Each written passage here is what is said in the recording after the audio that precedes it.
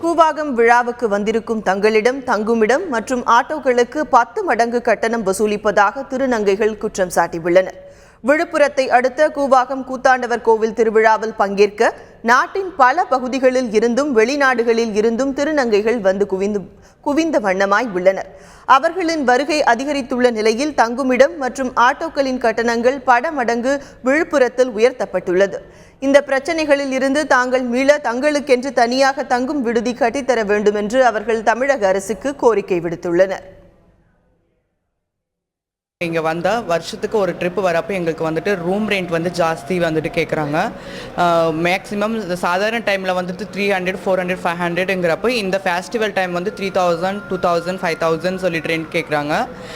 அப்புறம் அந்த ஆட்டோ சில டைமில் ஆட்டோங்களை போகிறப்போ வந்துட்டு ஆட்டோவோட ரெண்ட் வந்து ஜாஸ்தி கேட்குறாங்க. அதை வந்துட்டு இந்த ரெண்ட்டுங்கோசரம் எங்களால் வந்துட்டு எதுவும் பே பண்ணுறதுக்கு அளவுக்கு அவ்வளோ வசதி வாய்ப்புகள் எங்களுக்கு இல்லை.